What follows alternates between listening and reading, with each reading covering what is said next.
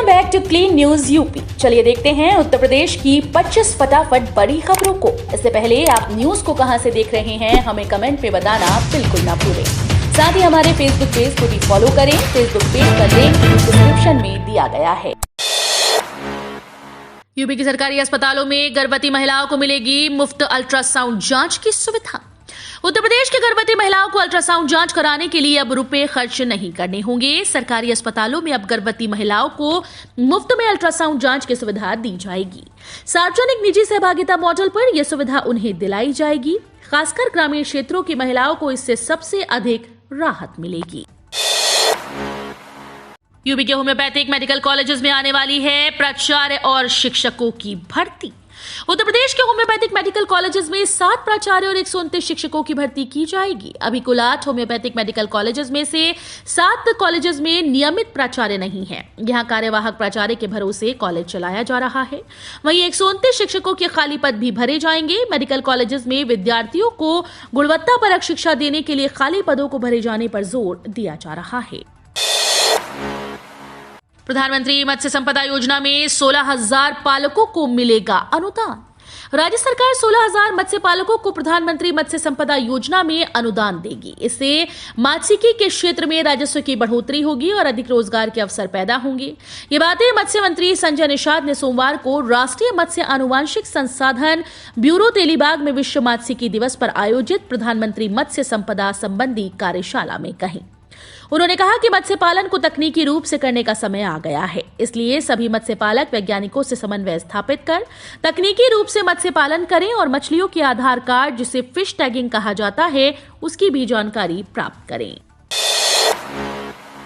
UP police SI भर्ती steno परीक्षा के एडमिट कार्ड जारी।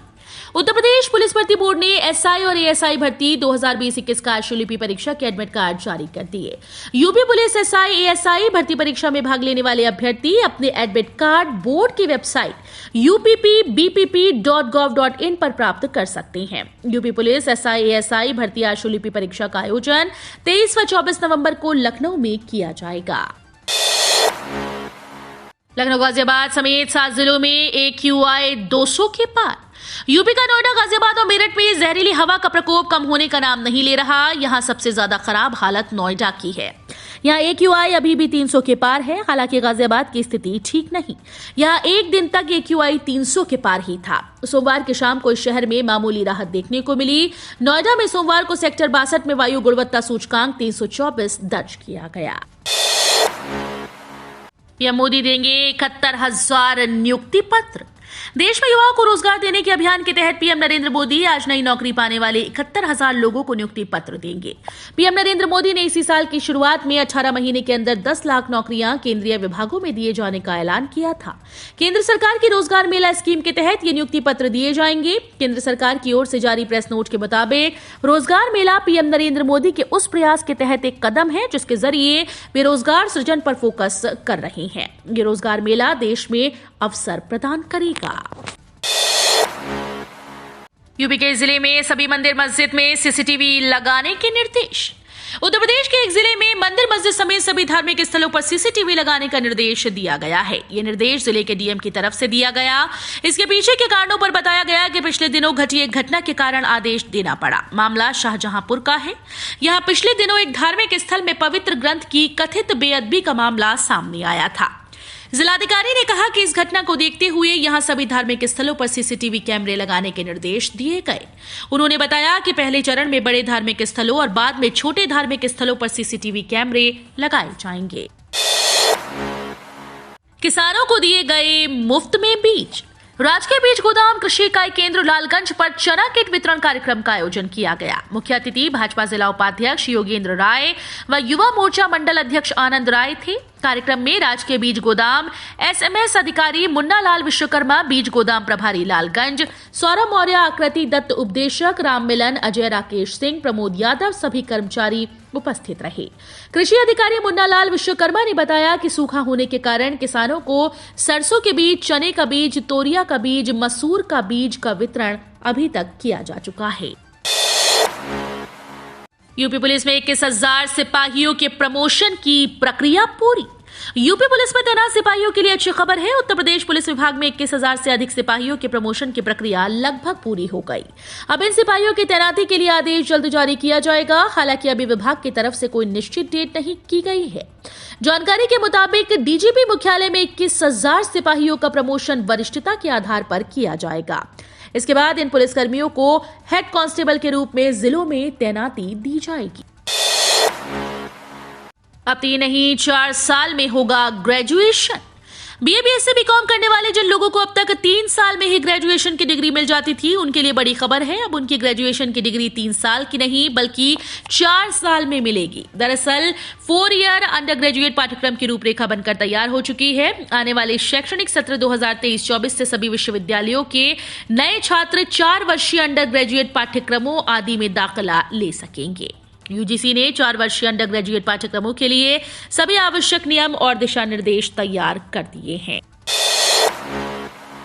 इलाहाबाद हाईकोर्ट ने पूछा, क्या बिना नुकसान पहुंचाए की जा सकती है कार्बन डेटिंग? इलाहाबाद हाईकोर्ट ने ज्ञानवापी मस्जिद परिसर की कार्बन डेटिंग सहित साइंटिफिक सर्वे कराए जाने की मांग में दाखिल याचिका पर पुरातत्व विभाग से पूछा कि क्या बिना क्षति पहुंचाए कार्बन डेटिंग की जा सकती है। कोर्ट ने कहा कि अधीनस्थ अदालत ने सुप्रीम कोर्ट द्वारा जारी यथास्थिति आदेश को देखते हुए साइंटिफिक सर्वे कराने की अर्जी खारिज की। आशंका व्यक्त की गई कि इस कार्बन डेटिंग से कथित शिवलिंग को क्षति हो सकती है। कोर्ट ने राज्य सरकार के प्रमुख सचिव धर्मार्थ विभाग से भी जवाब मांगा है। किसानों को 8% से 12.91 लाख के लाभांश का प्रस्ताव पारित।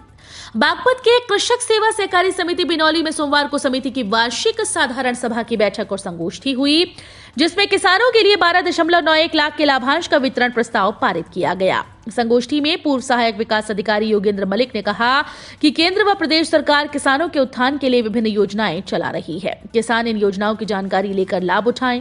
उन्होंने किसानों से सहकारी समितियों से वाजिब दाम पर उन्नत बीज, खाद और उर्वरकों को लेकर इस्तेमाल कर आय बढ़ाने का आह्वान किया। बी फार्मा की 18,405 में से मात्र 2,295 सीट्स पर प्रवेश। भले ही ये कहा जा रहा हो कि फार्मेसी की काफी मांग है, लेकिन एकेटीयू से संबद्ध फार्मेसी संस्थानों की स्थिति बदहाल है। इसमें यूजी प्रवेश की मुख्य काउंसलिंग पूरी हो चुकी है, लेकिन बी फार्मा की 18,405 में से मात्र 2,295 सीट्स पर ही प्रवेश हुए। विश्वविद्यालय में अभी तक फार्मेसी कॉलेजेस की स्थिति स्पष्ट नहीं है। विश्वविद्यालय में अक्टूबर में सीयूईटी यूजी के माध्यम से फार्मेसी व अन्य कोर्सेज में प्रवेश की प्रोसेस शुरू हुई। काउंसलिंग के 4 चरण पूरी होने के साथ ही प्राइवेट कॉलेजेस के लिए होने वाली काउंसलिंग भी हो चुकी है। आवास विकास के फ्लैट पर आज से 10% की छूट, बड़े फ्लैट के दाम भी कम होंगी। आवास विकास परिषद ने सोमवार से फ्लैट पर नई छूट को प्रभावी कर दिया। इसके तहत सिंगल फ्लैट खरीदार को 5 की जगह पर अब 10% की छूट मिलेगी। परिषद ने बोर्ड की बैठक में 10% छूट के प्रस्ताव को मंजूरी दी थी। इसके तहत प्रदेश भर में लगभग 11,000 फ्लैट छूट के साथ बिकेंगे। ये फ्लैट लखनऊ, वाराणसी, प्रयागराज, कानपुर, गाजियाबाद, आगरा आदि शहरों में है। $1 ट्रिलियन इकोनॉमी के लिए योगी सरकार ने उठाया बड़ा कदम। यूपी में निवेशकों का दिखेगा दम। $1 ट्रिलियन इकोनॉमी का लक्ष्य हासिल करने की दिशा में उत्तर प्रदेश एक अहम पहल करने जा रहा है। दरअसल यूपी में इन्वेस्टर समेट फरवरी के दूसरे हफ्ते में प्रस्तावित है और इसके लिए उत्तर प्रदेश सरकार कोई कसर नहीं छोड़ना चाहती। यूपी इन्वेस्टर समिट 2023 के कर्टन रेंजिंग प्रोग्राम का आयोजन आज दिल्ली के सुषमा स्वराज प्रवासी भारतीय भवन में होगा। सीएम योगी आदित्यनाथ की अध्यक्षता में हो रहे इस कर्टन रेजिंग सेरेमनी में इन्वेस्टर्स की ईज ऑफ इन्वेस्टमेंट को ध्यान में रखकर 2 पोर्टल्स का शुभारंभ भी किया जाएगा। खोराबार टाउनशिप से सटे गांव की भी बदलेगी सूरत। जीडीए करेगा इन गांव का विकास।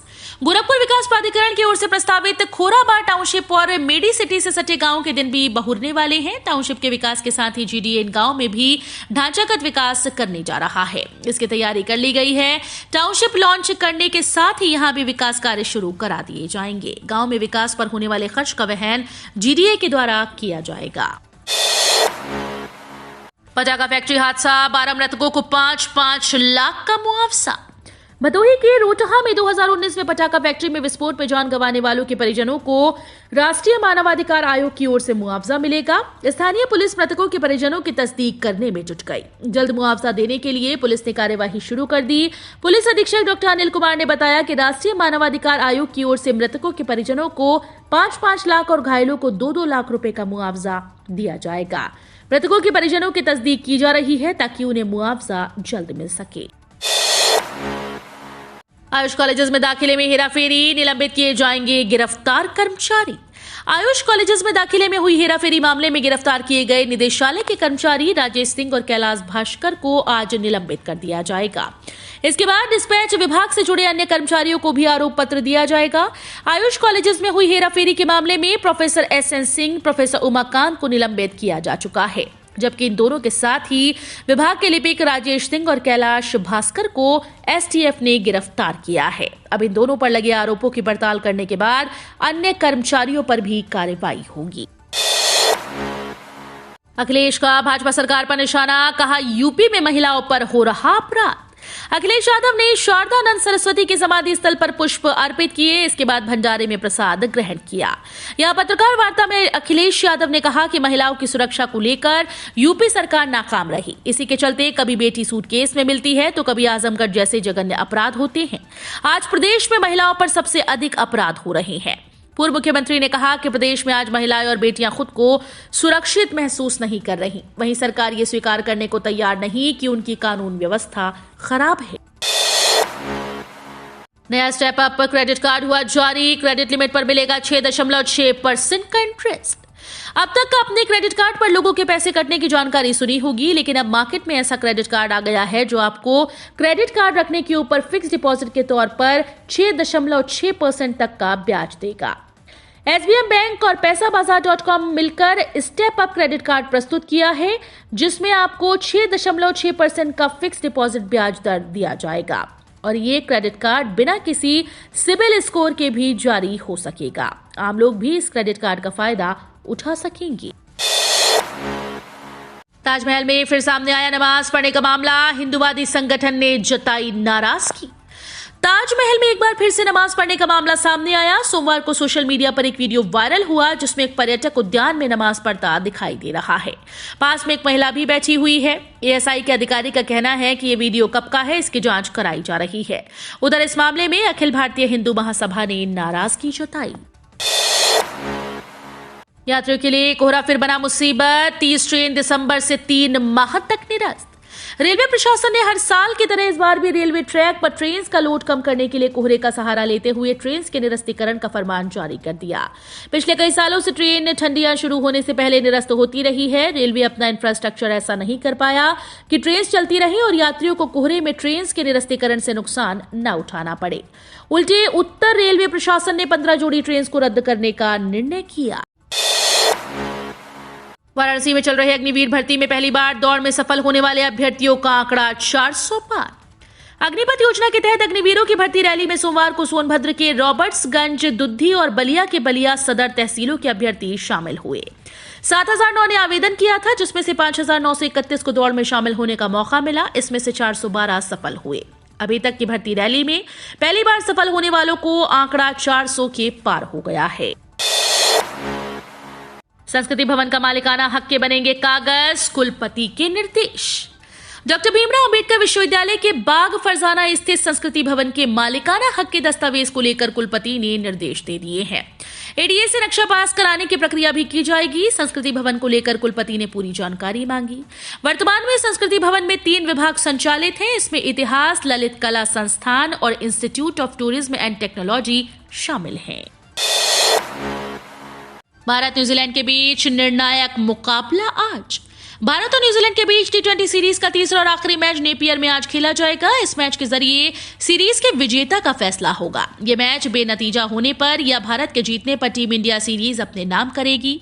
वहीं न्यूजीलैंड की टीम यह मैच जीतकर सीरीज 1-1 से ड्रॉ कराना चाहेगी। इस सीरीज का पहला मैच बारिश की भेंट चढ़ गया था। इस मैच में टॉस तक नहीं हो सका था। इसके बाद दूसरे मैच में भी बारिश की वजह से 27 मिनट तक खेल रुका रहा था। तो ये थी आज की 25 फटाफट बड़ी खबरें। अगर आपको न्यूज पसंद आई हो तो वीडियो को लाइक और शेयर जरूर करें। धन्यवाद।